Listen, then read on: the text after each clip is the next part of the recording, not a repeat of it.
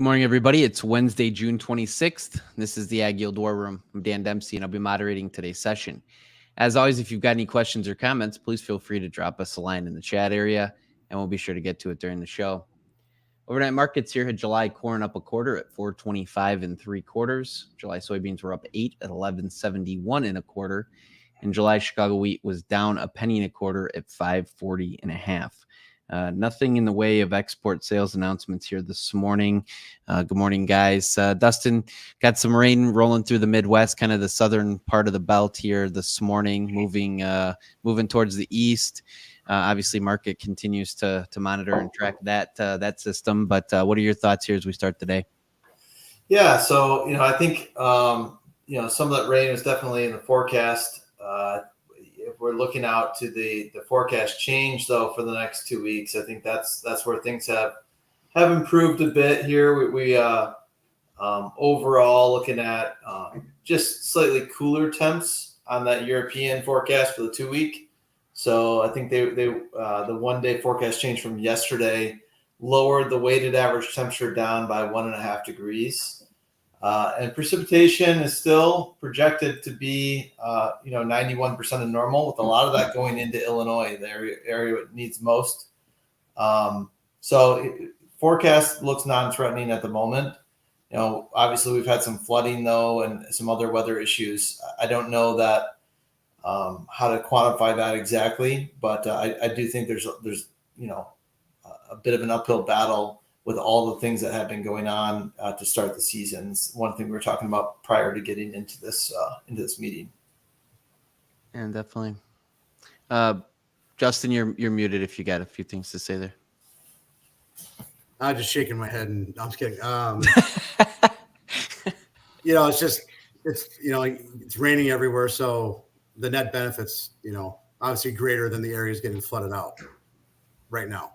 So, the reason to rally would have been, the Eastern Belt really drying out, staying hot. It got cooler and wetter, so we're digesting all that. And Ben and I were talking yesterday. I think we said in the war room too, but it's just, how many times these things all kind of come at the same time, so you're going into a major report, end of the month, end of the quarter, first notice day, pattern flips to wetter, and you're kind of, I think forcing out longs, creating new shorts, getting farmers to sell. So a lot of things that we're digesting all at the same time now. Right into technical formations too, which is you look back and you look at like a D's corn chart, like looks like it put a head and shoulders in, turn down, then you get all this bearish news to really, cement that chart pattern in, right, which just gets the funds to feel more confident in piling into shorts as well, I would think. So. Oh yeah. And interesting, I was thinking about this too. You look at those like 95% policies. I think we're getting really right here, really close to those levels, aren't we, Dustin? If you're looking like ECO or these, even these buyout policies. So you're kind of going to the first tranche of where the big crop insurance policies are starting to kick in on corn, at least. I know MP has been in the money for a while for, depending on some factors for guys, which has been good. But those 95% policies are kind of starting to kick in here. Yeah. So the MP policy would have been bought back in September, and that was when the ratio was very high for beans corn. So beans were at $12.95. Those are obviously very deep in the money. And corn was $5.09, also projected to be deep in the money.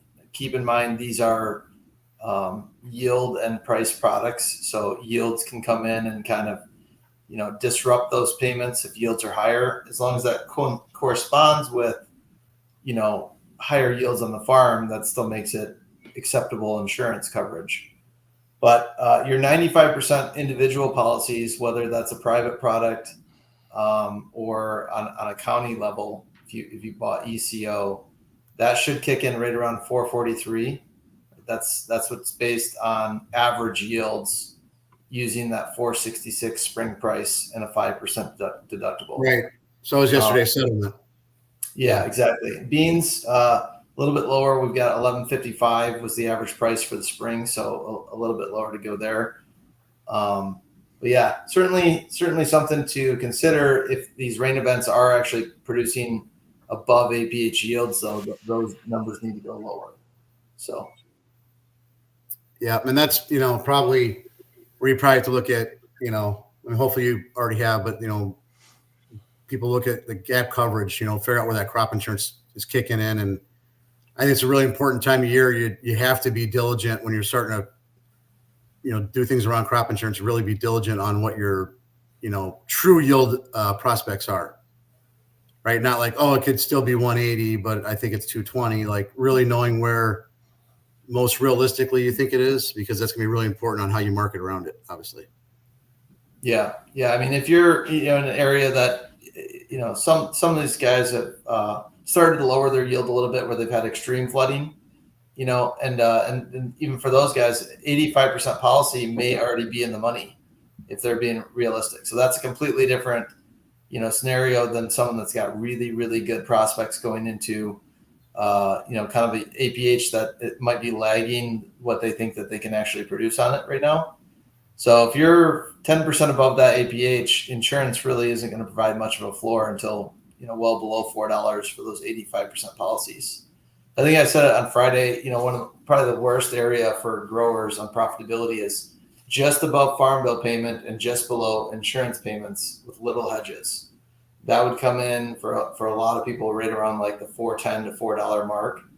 And farm bill is that's a whole nother calculation through the entire marketing season. So that's not something I really count on, but know that in general, that 420 to 380 level is about where Ark County is expected to kick in from a MYA average using normal yields on the county. All right. That's good stuff. Ben, what's on your mind here this morning? Today's first placement day. A lot of the commercials will have people out today as kind of their internal controls before we get to first notice day. I think all but one major commercial used today as their day to have people rolled and be out. I think that's important from a pressure on the market perspective. And then the other thing that's kind of came up in discussions off the screen is that for people in the Eastern Corn Belt where there still is ample corn, with the problems that they're having in the East, which a lot of Ohio, Indiana corn are tributary to those places, I think it will be very supportive to them for basis next year, if not sooner, depending on how things play out down there. They're very preemptive in buying and covering their needs. So I think at some point we see that be a benefit to Indiana and Ohio in a following year where we had 55 million additional bushels of corn in Ohio, and we've had a very flat basis environment with low prices. So just something to look at from a longer term, bigger picture frame. And it doesn't look like they're going to get a lot down there to fix the problems that they have, where a tremendous amount of feed goes. So, hey, Ben, not to get off subject there, you and I were talking about this yesterday, and we had some clients, and specifically Illinois, kind of getting really into wheat harvest and are getting docked pretty well on Vomitoxin. And, you having dealt with that in the East, you gave some good tips on, if you're suspect, just maybe checking it yourself. Could you talk a little bit about that? Sure. So grain grading is something that can be a contentious point between the person delivering it and the person receiving it. And, the one thing that I would tell anyone is if you're not happy or you disagree with the grades that you're getting, is get a sample from the same load, take it to a FIGUS inspector. It's very cheap. I think they're going to charge you like 25 or 30 bucks to have it, have them grade it. They're federal grain inspectors, and make sure that you are getting grades that are in line with what federal standards are. I can tell you that the place that I was at, we have very good grain inspectors. They were trained, they were consistent, they worked there for a long time. And it was a very easy conversation from my end when someone had an issue to say, I'll be happy to take it to FIGUS, we'll pay for it, and we'll honor the results if you're not happy with it. So you have that right. And if you feel like you're getting docked at a level that is not commensurate with where you contracted at, I would always keep a copy of the discount schedule when you contract, and have someone write it in there. This tends to be a problem with wheat more than anyone else, any other commodity. Sometimes it can get in corn, occasionally, but you contract at a certain place in time and you contract under a discount schedule. So you want to make sure that you're discussing that with your end user, and have that written into your contract, so your discounts don't become multiples of what they were when you contracted.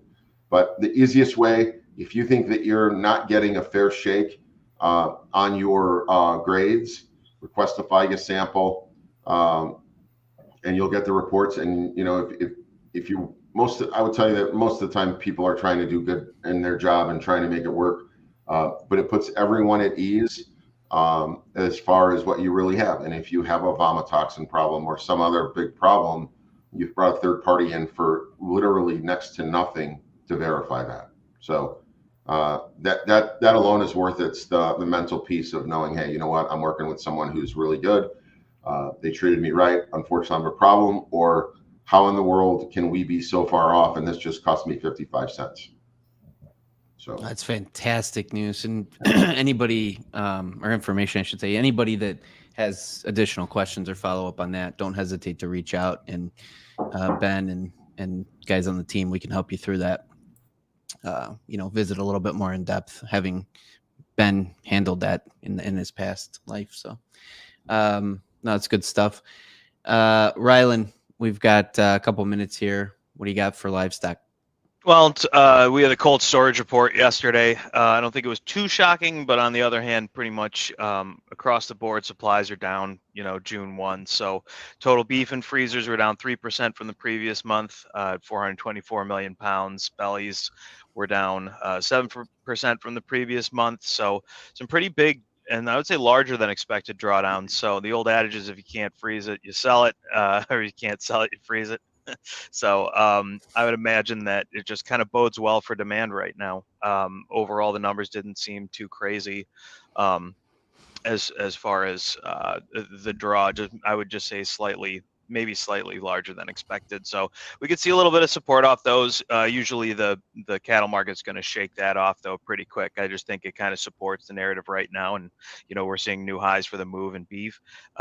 We have seen cutouts, still lower here, but cash on the hog side was up a little bit. So a little bit of a mixed bag, I would say, for today. The trade yesterday was pretty quiet, all things considered here. So on the cattle side of the business, we're just looking to see how cash shapes up. And I think there's still some pretty good optimism right now just to see steady to firmer prices, especially what's going on in the north. It just seems like you got some rough weather. You got a little bit of uncertainty. I think packers are still going to be supporting that market for right now.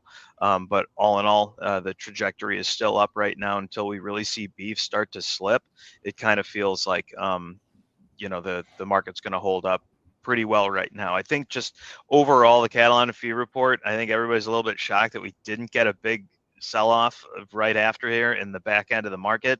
It was initially kind of weak, but that's something that could kind of sneak up on you once we kind of get past this kind of peak seasonal demand on the beef side of things.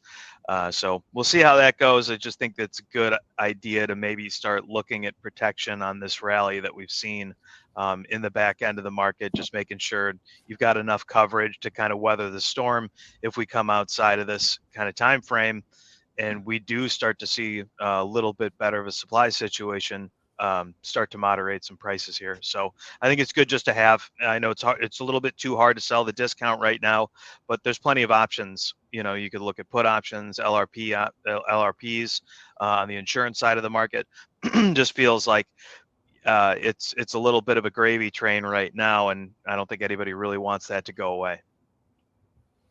Yeah, no, definitely. Our friends at Ag Bull podcast, by the way, Justin, appreciate your artwork in the background there. So shout out to those folks. Thanks, Tom. Looking, it's good stuff. We're about to open here. A couple of things to point out we will have a bonus War Room session on Friday at 11:15 Central Time. That'll be post report, so we'll have a chance to take a look at Friday's report and give some feedback and our overall opinions there. Just to open the market here, July corn down a half at 425. July soybeans are up 4 3/4 at 1168, and July Chicago wheat's down 2 1/4 at 539 1/2.